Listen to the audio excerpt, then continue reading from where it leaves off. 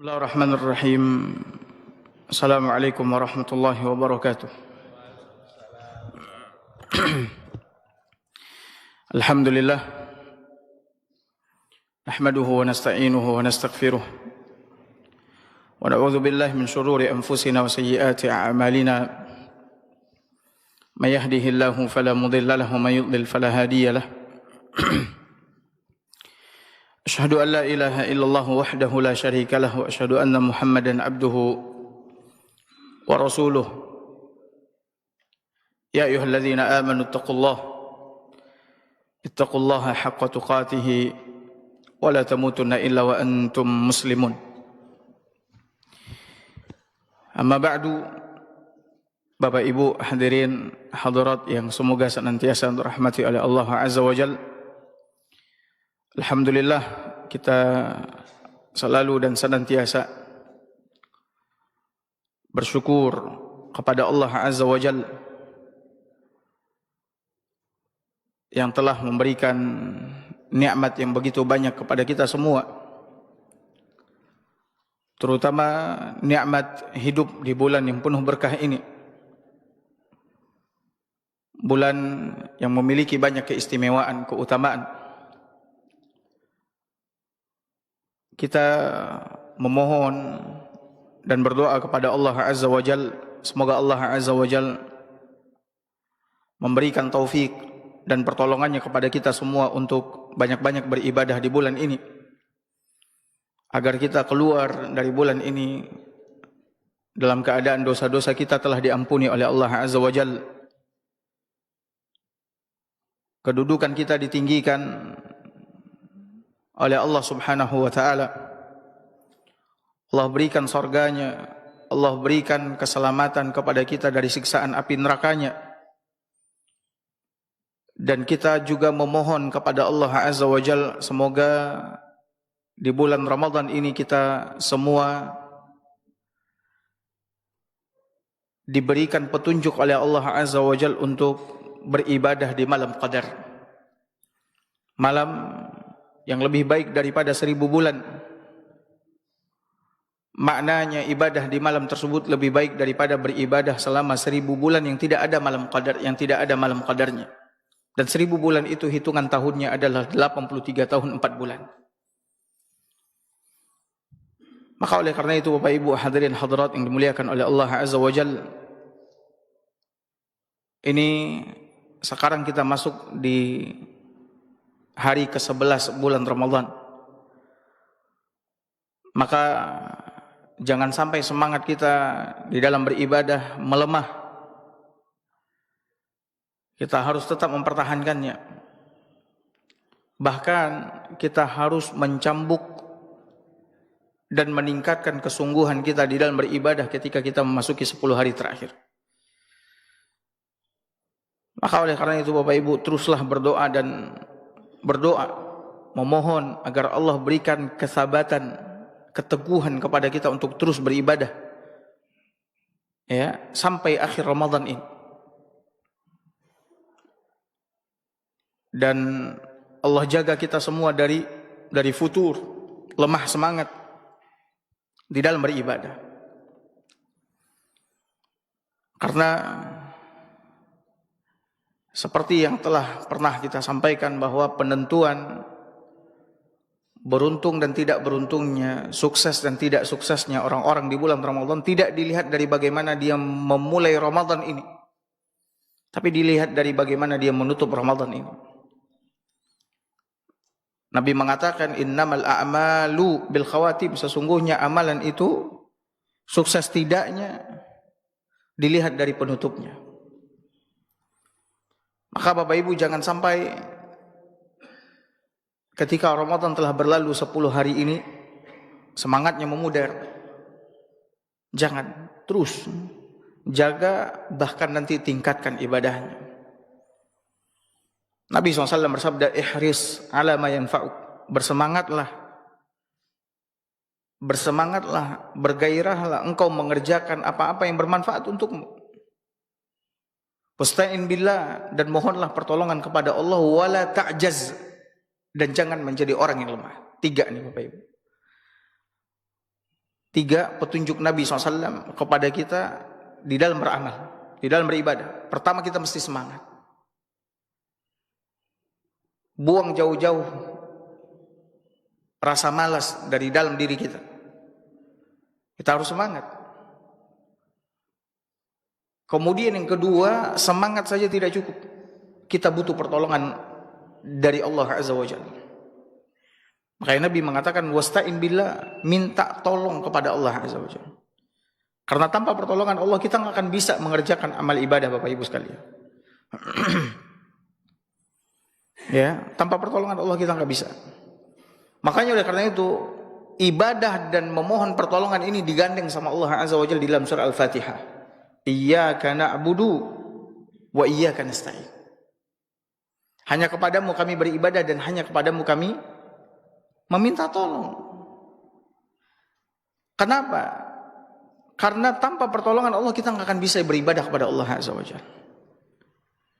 Jadi orang-orang beribadah kepada Allah bukan karena dia kuat, bukan karena dia kaya, bukan karena dia pintar. Banyak orang yang lebih pintar, lebih kuat, lebih kaya daripada kita.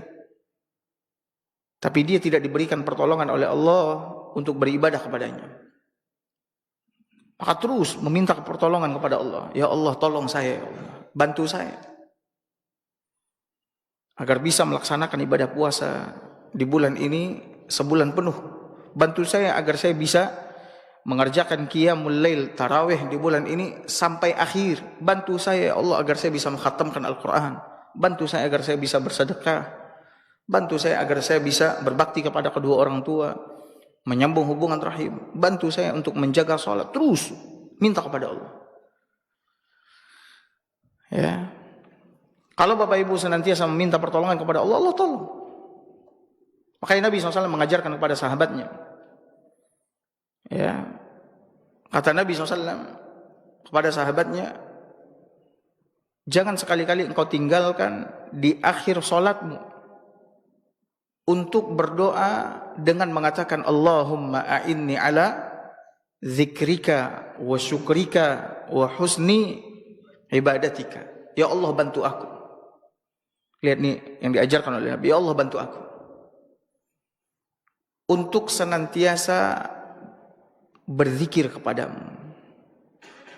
Bantu aku untuk senantiasa bersyukur kepadamu. Bantu aku untuk senantiasa membaguskan ibadahku kepadamu. Terus minta tolong kepada Allah. Bahkan Nabi saja, ini Nabi, di antara doa yang paling banyak diucapkan oleh Nabi. Perhatikan, ini Nabi ini. Doa yang paling banyak diucapkan oleh Nabi adalah ya muqallibal qulub tsabbit qalbi ala dinik. Wahai yang membolak-balikkan hati, teguhkan hatiku di atas apa? Agamamu. Nabi meminta keteguhan. Karena Nabi tahu tanpa pertolongan taufik dari Allah, dia nggak akan bisa teguh di atas agama ini. Dia nggak akan bisa konsisten di atas agama ini. Teguhkan aku di atas agamamu. Lalu Nabi mengatakan, wa ya musarrifal qulub, sarrif qulubana ila ta'atik. Wahai yang memalingkan hati, palingkan hatiku. Atau yang membuat hati ini condong, condongkan hatiku untuk selalu melakukan ketaatan kepadamu. Maka banyak-banyak berdoa Bapak Ibu hadirin hadirat yang dimuliakan oleh Allah Azza wa Jalla.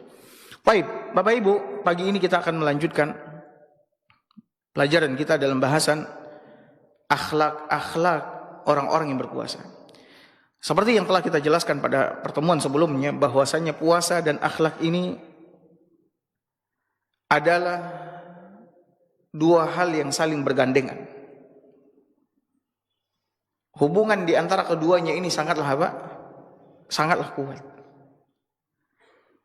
Di dalam melaksanakan ibadah puasa ini ada tahdzib lil akhlak, ada pembinaan akhlak. Tentunya bagi orang-orang yang mau mencermati, yang mau merenungi. Jadi bukan hanya sekadar ibadah kepada Allah Azza wa Jalla, tapi di situ ada akhlak, ada pelajaran akhlak yang diberikan oleh Allah Azza wa Jalla di dalam melaksanakan ibadah puasa. Ya, di dalam melaksanakan ibadah puasa ada perbuatan membiasakan diri untuk menghiasi diri dengan perbuatan-perbuatan baik, akhlak-akhlak baik, dan meninggalkan kebiasaan-kebiasaan buruk. Sehingga Bapak Ibu hadirin hadirat dimuliakan oleh Allah, perhatikan, orang yang berpuasa dan memiliki akhlak yang mulia, kedudukannya akan semakin naik dan naik, semakin tinggi dan tinggi. Saya ulangi, orang yang berpuasa ini kedudukannya sudah ditinggikan oleh Allah Azza wa Jalla. Ketika dia berpuasa, dia juga menghiasi dirinya dengan akhlak-akhlak yang mulia, perbuatan-perbuatan yang baik, maka kedudukannya semakin tambah apa? Tambah tinggi. Dia akan semakin mendapatkan kemuliaan di sisi Allah Azza wa Jalla. Kenapa? Karena di dalam hadis, ya, Nabi SAW pernah bersabda, hadisnya Abu Umamah Al-Bahili radhiyallahu anhu. Kata Nabi SAW, "Innar rajul la yudriku bi husni khuluqihi darajatal qa'imi bil laili adh-dhami' bil hawajir." Sesungguhnya ada orang, kata Nabi SAW, ada orang, kata Nabi SAW, dengan kemuliaan akhlaknya dia bisa mencapai kedudukan orang yang selalu dan senantiasa qiyam di malam hari dan selalu dan senantiasa berpuasa di siang hari. Perhatikan, di dalam hadis ini Nabi menyebutkan bahwasanya orang yang qiyam memiliki kedudukan, orang yang puasa memiliki kedudukan. Orang yang baik akhlaknya, mulia akhlaknya, dia bisa mengejar kedudukan orang yang berpuasa di siang hari, orang yang qiyam di malam hari.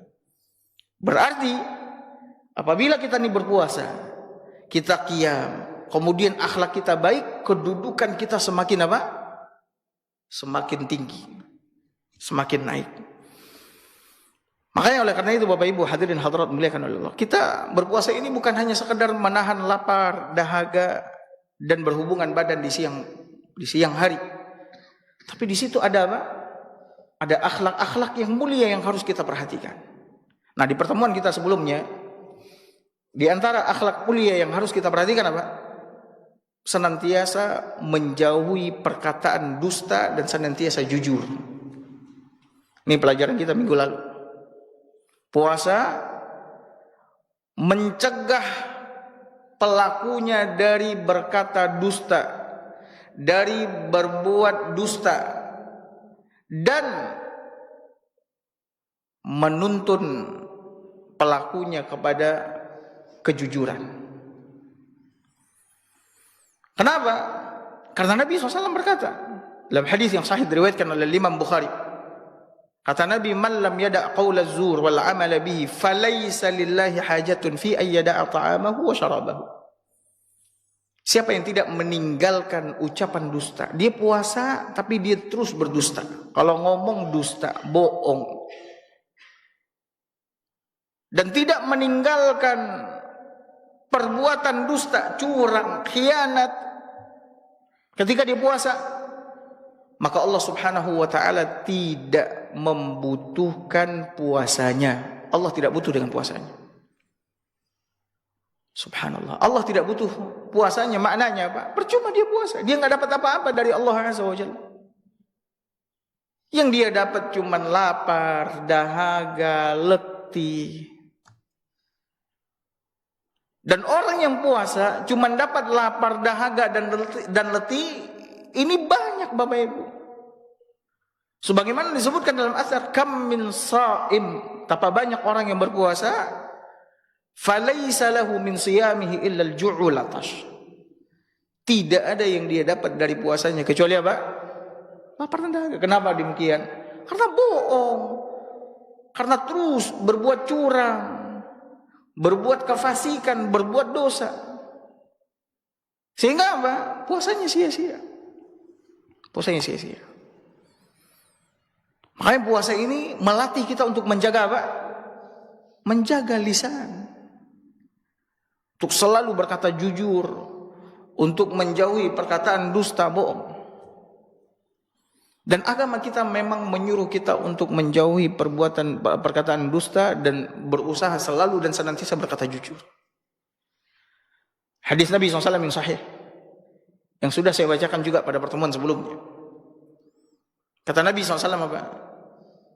Iyyakum wal kadhib. Afwan, kata Nabi SAW, alaikum bisidq. Hendaklah kalian berkata jujur.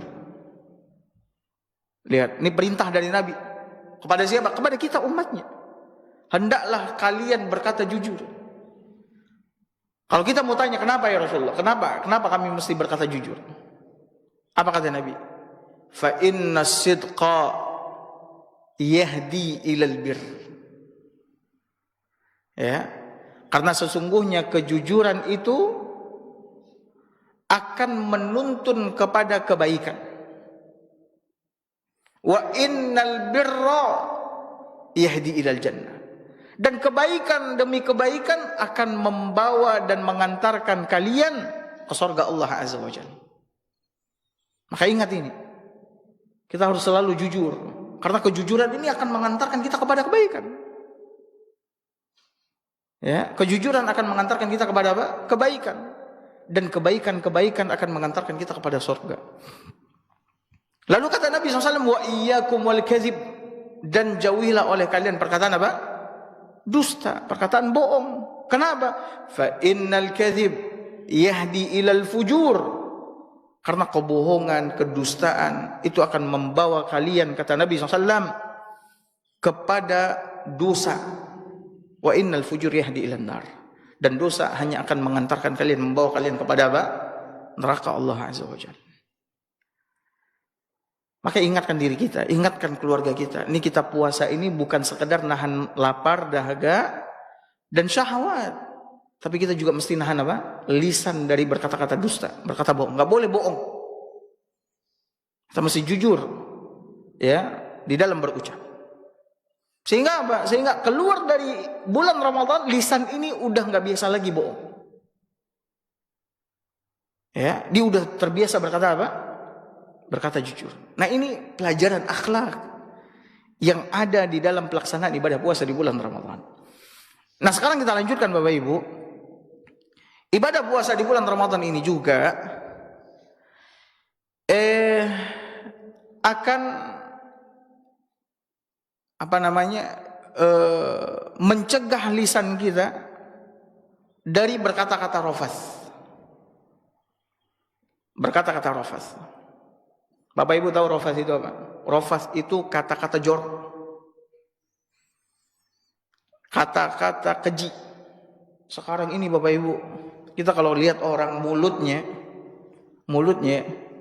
ada orang yang mulutnya ringan sekali, mudah sekali ngeluarin kata-kata apa? Jorok. Iya atau enggak? Bahkan anak-anak sekolah hari ini. Anak-anak sekolah lihat. Ya. Carut, kata-kata jorok, keji. Udah seperti ucapan biasa aja di lidahnya, di lisannya. Subhanallah. Ya, itu kenapa Bapak Ibu? Karena memang udah biasa. Karena memang udah biasa. Sementara tuh kata-kata jorok, dosanya besar di sisi Allah Azza wa Jalla. Dosanya besar. Ya. Bapak Ibu tahu di dalam hadis ya yang sahih Nabi sallallahu alaihi wasallam pernah mengatakan wa innallaha la yubghidur rajulal fahishal badhi.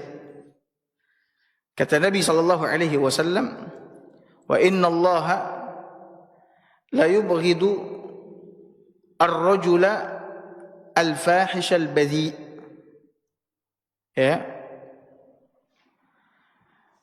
Dan sesungguhnya Allah Subhanahu wa taala benar-benar membenci orang yang suka melakukan perbuatan keji dan jorok mulutnya. Jorok mulutnya maksudnya apa? Suka berkata-kata kotor, jorok. Maka saya ingatkan kepada Bapak Ibu, ini anak-anak kita nih. Kalau misalkan Bapak Ibu dengar atau dengar cucunya, anaknya berkata-kata jorok, tolong ditegur, jangan dibiarin. Dan kasih tahu tuh kalimat jorok, kalimat keji dosanya besar di sisi Allah dan dibenci sama Allah Azza wa Jalla. Dibenci sama Allah. Saya Bapak Ibu anak SD ya, anak saya SD.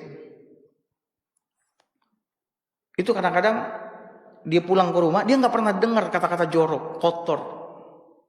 Di rumah itu nggak pernah dengar. Cuman kadang-kadang kalau dia pulang, dia ngomong sama adik-adiknya, keluar kata-kata itu. Saya ingat.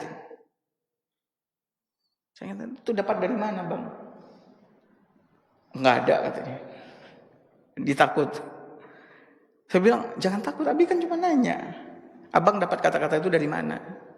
Dia bilang dengar dari teman. Baik. Abi mau ngasih tahu boleh? Boleh. Saya bilang, tuh kata-kata jorok nggak boleh diucapin. Dan kita sebagai Muslim mesti menjaga lisan.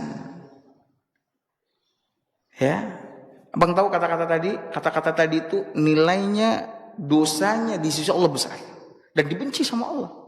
Kalau lisan abang sudah biasa mengucapin itu, abang jadi dibenci sama Allah. Sejak saat itu saya pesankan, Bang, kalau abang dapat kata-kata baru dari sekolah, tanyain sama Abi dan Umi. Sehingga anak-anak nanya, Bi, tadi ada teman ngomong kayak gini, afwan ya, kadang carut, kadang ini. Saya kasih tahu, nah ini nggak boleh, ini nggak boleh, ini nggak boleh. Kadang-kadang anak kita di rumah dia nggak pernah dengar kata-kata itu karena kita nggak pernah ngucapin. Beda kalau misalkan orang tua di rumah suka berkata-kata jorok. Ada orang tua memang suka kata-kata jorok, ada. Suka nyebutin binatang-binatang di rumah, ada. Suka carut di rumah, ada. Sehingga anaknya apa? Anaknya belajar dari apa yang dia lihat dan apa yang dia dengar.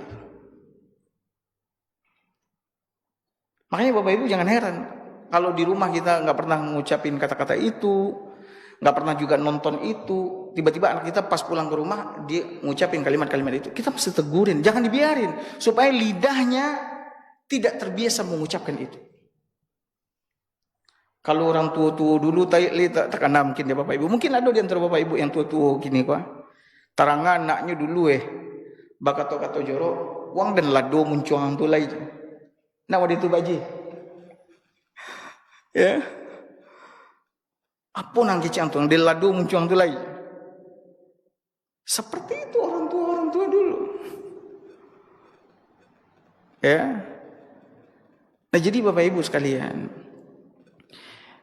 puasa mencegah pelakunya ini orang yang mengerjakan puasa untuk terbiasa mengucapkan kata-kata jorok, kata-kata kotor. Kenapa? Karena disebutkan dalam hadis yang sahih diriwayatkan oleh Imam Al-Bukhari dan Muslim dari hadisnya Abu Hurairah radhiyallahu anhu. Nabi SAW bersabda, kata Nabi, wa idza kana yaumu shaumi ahadikum fala yarfuth. Dan apabila kalian berpuasa, kata Nabi ini, apabila kalian berpuasa, maka jangan sampai kalian rofath berkata-kata apa? Jorok, kotor. Bapak Ibu, Nabi kita sallallahu alaihi wasallam orang yang tidak pernah berkata-kata keji, berkata-kata jorok, nggak pernah. Nabi kita yang mulia SAW. Ya. Justru yang keluar dari mulut Nabi kita yang mulia SAW adalah kata-kata yang apa? Kata-kata yang baik. Kata-kata yang elok. Ya. Tapi mulutnya sallallahu alaihi wasallam sangat terjaga. Makanya sahabat-sahabat mengatakan Nabi bukanlah seorang yang suka melontarkan kata-kata jorok, kata-kata keji. Beliau nggak pernah. Yang ada kalimat-kalimat yang keluar dari mulut Nabi, kalimat-kalimat yang baik. Yang membesarkan jiwa orang, menghibur orang, menyenangkan hati orang. Kita pun juga seharusnya demikian. Ya, kita pun seharusnya juga demikian. Dan kemudian di antara pelajaran akhlak berikutnya yang ada di dalam ibadah puasa yang kita kerjakan adalah bahwa as-sawmu yamna' minat tashabbuhi bil jahilina wasufaha. Ibadah puasa ini akan mencegah pelakunya dari tasyabbuh, menyerupai perbuatan perkataan orang-orang bodoh dan pandir. Ibadah puasa akan mencegah pelakunya dari tasyabbuh, menyerupai perbuatan perkataan orang-orang bodoh dan apa? Pandir. Kenapa? Karena Nabi Shallallahu Alaihi Wasallam melarang orang-orang yang puasa ini untuk bersikap, berkata seperti sikap dan perkataan orang-orang bodoh, orang-orang pandir. Kata Nabi SAW dalam hadis yang sahih diriwayatkan oleh Imam Bukhari dan Muslim dari hadisnya Abu Hurairah, kata Nabi, as-siyamu junnah, puasa itu adalah perisai, tameng. Dari apa? Dari dosa. Bahkan dia adalah perisai, tameng dari sesuatu yang paling besar, yaitu apa? Siksaan api neraka Allah Azza wa Jalla. Sebagaimana disebutkan dalam riwayat yang lain, bahwasanya puasa itu adalah benteng, tameng dari siksaan api neraka Allah Azza wa Jalla. Lalu setelah itu kata Nabi apa? Fala yarfuth wala yajhal. Maka jangan berkata-kata rafath dan jangan berbuat bodoh atau melakukan perbuatan seperti perbuatan orang bodoh, orang pandir. Memangnya seperti apa sih Ustaz perbuatan orang bodoh, orang pandir? Teriak-teriak. Dia puasa tapi kerjanya teriak-teriak. Maksudnya apa? Marah-marah aja kerjanya. Marah-marah. Bahkan ada orang yang justru ketika dia lagi puasa, lagi berada di bulan Ramadan, marahnya lebih apa? Lebih menjadi-jadi ketimbang ketika dia tidak apa? Puasa. Ya. Lebih menjadi-jadi marah, kerjanya berteriak-teriak aja. Senggol bacok, pantang takanai, kanai sakete, halas. Abi orang dikato-katoi. Kalau ndak ditangani. Seharusnya apa? Seharusnya dia belajar. Ini puasa bulan sabar. Ya, bulan sabar. Kemudian seperti apa lagi Bapak Ibu hadirin hadirat yang dimuliakan oleh Allah? Perbuatan orang-orang bodoh, orang-orang pandir tidak menjaga adab etikanya, sopan santunnya. Atau hal-hal yang dapat merusak kehormatannya, wibawanya. Orang-orang yang tidak berpendidikan, orang-orang yang tidak belajar, kita bisa bedakan dengan orang-orang yang belajar, orang-orang yang berpendidikan. Orang-orang yang belajar, terutama belajar agama ya, kita bisa bedakan dengan orang yang tidak belajar. Orang yang tidak belajar itulah. Karena dia tidak belajar, maka dia bodoh, tidak tahu dengan etika, adab yang diajarkan di dalam Islam. Ya. Nah kita, ketika puasa ini Bapak Ibu, mesti jaga wibawa kita, kehormatan kita. Hindari perilaku-perilaku bodoh yang dapat merusak wibawa dan kehormatan kita. Selama kita berpuasa, berusaha untuk tetap tenang, ya, tidak teriak-teriak, tidak melakukan hal-hal bodoh yang akan menghancurkan dan merusak wibawa kita. Makanya di dalam riwayat yang lain, dalam hadis yang sahih diriwayatkan oleh Imam Bukhari dan Muslim, apabila kalian berpuasa, kata Nabi, wala yaskhab, jangan suka teriak-teriak. Jangan suka teriak-teriak. Jangan marah-marah aja kerjaan. Sabar Bapak Ibu sekalian. Sabar. Ya. Berarti kita memang tidak boleh marah sama sekali. Bapak Ibu, marah itu tabiat kita manusia. Ketika kita terganggu dengan sesuatu, kita pasti marah. Yang dilarang itu mengikuti apa yang diperintahkan oleh amarah kita. Untuk mengatai orang itu, untuk memukul orang itu, untuk mencela orang itu yang dilarang. Kalau marah saja, marah kita marah, nggak ada masalah. Habis itu stop. Jangan diikuti perintah marah. Perintah marah apa? Orang kalau udah marah, marahnya akan memerintahkannya, celak dia, katain dia, pukul dia. Nah, ini yang dilarang. Makanya Bapak Ibu, orang yang bisa menahan amarahnya, maksudnya tuntutan dari amarahnya, maka dia akan selamat dan dia akan memperoleh akhlak-akhlak yang baik. Nah, di bulan Ramadan kita berusaha untuk itu. Di bulan Ramadan kita berusaha untuk itu. Makanya oleh karena itu Bapak Ibu, marah maksudnya mengikuti tuntutan amarah, itu hanya akan membuka pintu-pintu keburukan di hadapan kita. Makanya ketika ada salah seorang sahabat pernah datang kepada Nabi SAW dalam hadis yang sahih diriwayatkan oleh Imam Bukhari. Dia mengatakan, ya Rasulullah, ausini, wahai Rasulullah, berikan aku wasiat. Wasiat Nabi singkat, padat, jelas. Kata Nabi, la taghdab, jangan marah. Cuma itu aja wasiat Nabi. Dia kurang puas. Ditanya lagi, ya Rasulullah, beri ana wasiat. Kata Nabi, la taghdab, jangan marah. Dia nggak puas juga, udah 2 kali nih.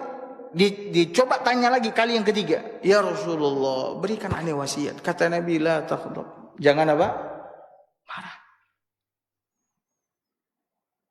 Habis itu selesai. Sahabat ini pun langsung tahu bahwasanya wasiat jangan marah ini wasiat yang agung dari Nabi. Para ulama menjelaskan kenapa Nabi SAW memberikan wasiat kepadanya la taghdab, jangan marah berkali-kali, menunjukkan bahwasanya amarah, kalau orang sempat marah dan dia ikuti apa yang disuruh oleh marahnya, ini adalah pangkal segala keburukan, dosa, kejahatan. Bapak Ibu pernah dengar nggak? Ada orang yang gara-gara marah dia murtad. Lihat. Gara-gara marah dia murtad. Kalau marah, membunuh, memukul, kita udah sering dengar, iya enggak? Dia marah, dia ambil batu, dia pukul. Dia marah, dia ambil parang, dia bacok. Dia bacok orang, dia tusuk orang. Marah dia murtad. Ada disebutkan dalam sebuah athar. Ada salah seorang pemimpin, penguasa raja, dia masuk ke dalam Islam. Di zaman Umar bin Khattab radhiyallahu. Ya, dia masuk ke dalam Islam. Kemudian suatu kali dia melakukan tawaf mengelilingi Ka'bah, ya, haji atau umrah. Pokoknya dia tawaf mengelilingi Ka'bah. Ketika dia tawaf mengelilingi Ka'bah, kain ihramnya terinjak oleh seseorang. Kan kain ihram yang Bapak Ibu pernah tawaf, Bapak-bapak ya, kain ihramnya terinjak oleh seseorang, maka dia tersungkur, kotor kainnya. Dia marah, dia tonjok orang yang menginjak kainnya. Patah hidung orang itu. Patah hidung orang itu. Lalu diangkatlah perkara ini kepada siapa? Amirul Mukminin Umar bin Khattab radhiyallahu. Kata Umar hidung dibalas hidung. Dan itu sesuai dengan firman Allah dalam Al-Quran. Wal anfa bil anf. Hidung dengan hidung. Artinya hidungnya juga mesti dipatahin. Kemudian dia berkata, ya Amirul Mukminin.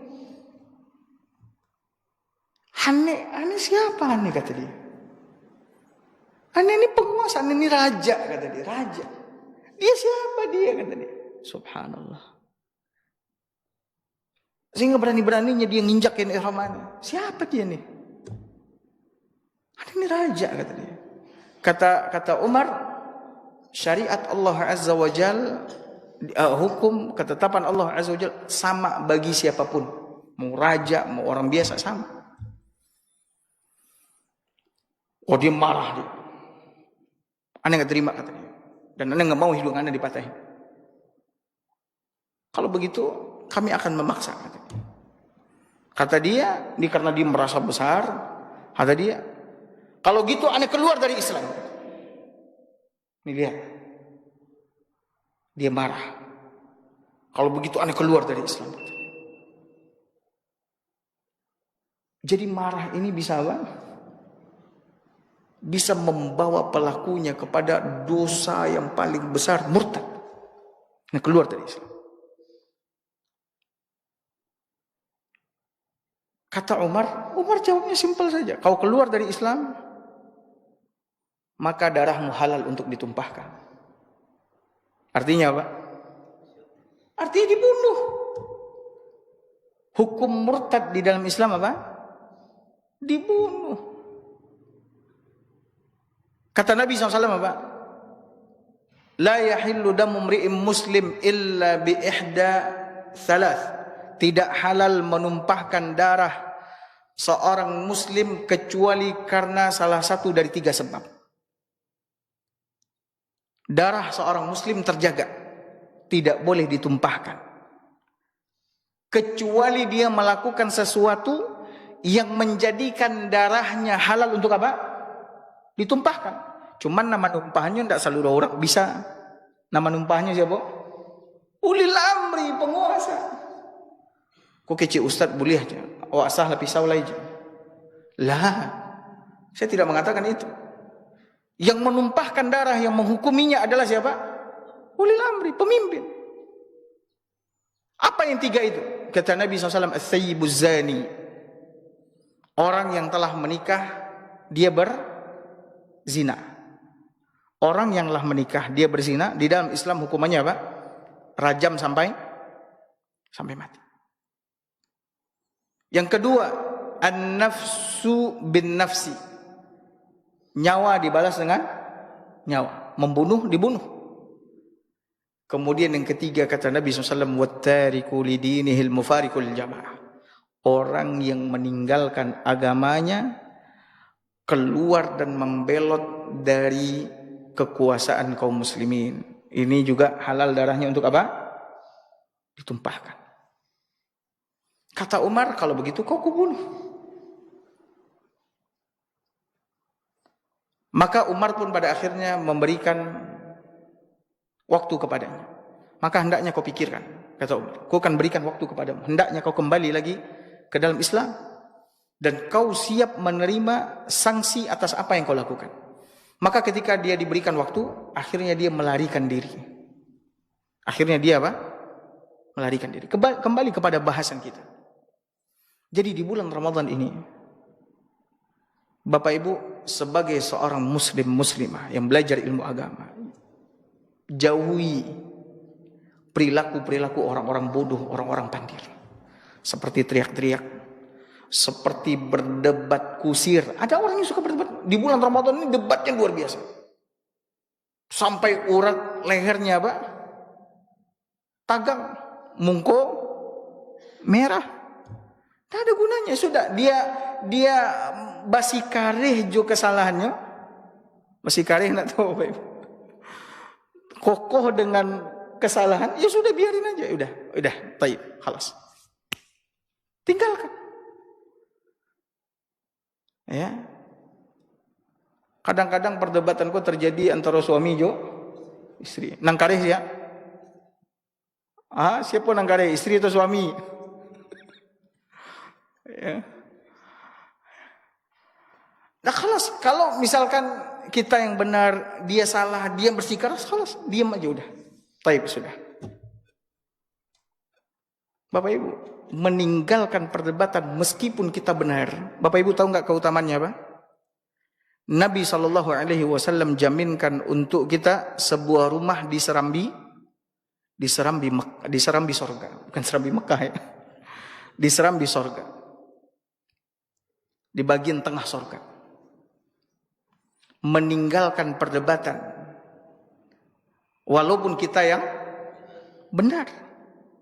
Nabi jaminkan sebuah rumah di serambi surga.